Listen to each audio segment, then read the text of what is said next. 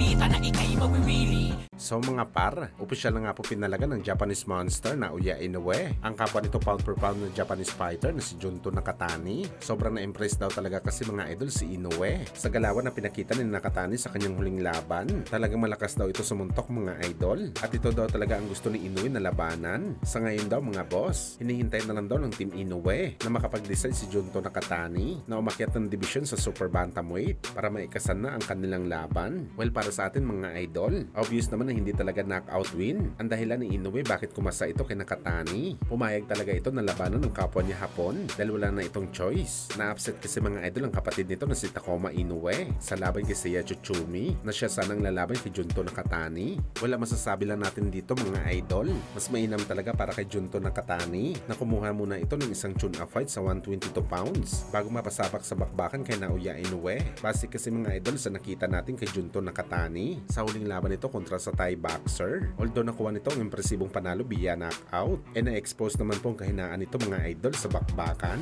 lalo na yung sa bodega ni Nakatani. Makailang beses ininda ni Nakatani ang body blow ng Thai boxer. So paano pa kaya mga idol kung si Inoue ang nakatama kay Junto Boy na kinikilala na isang halimaw kapag body shot ang pinag-uusapan? Mas maganda ang ipalaban kay Nakatani, sina Marlon Tapales o di kaya kay General Casimero. Yung kasing tangkad lang ni Inoue pero malalakas sumuntok. Kapag nalagpasan ng Nakatani ang laban sa isa sa mga Pinoy boxer na to, talagang ready na ito lumaban sa Japanese monster.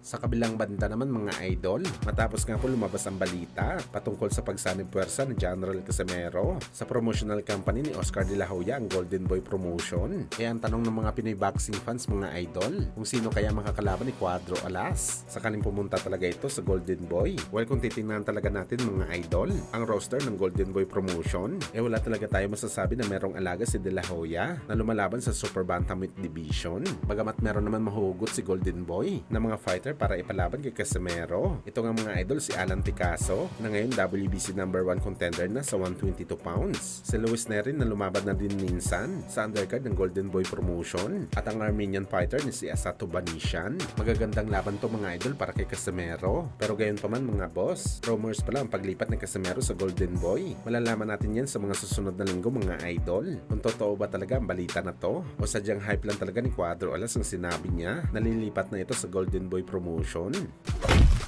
Sa kabilang banda naman mga idol, nag-viral nga po ang isang boxing match na ginanap kahapon kung saan nauwi sa malagim na trahedya ang bakbakan nang napikon ang boxer sa kanyang kalaban matapos siya nito bugbugin, kung saan sa sobrang gigil nito mga idol, naging MMA fighter bigla itong isang boxer at sinipa sa muka ang kanyang kalaban. Diretso tulog talaga mga idol at pinagtulungan ito na i-revive ng mga tao, kung saan wala pa tayo report mga idol kung kamusta na ba ang kalagayan nito.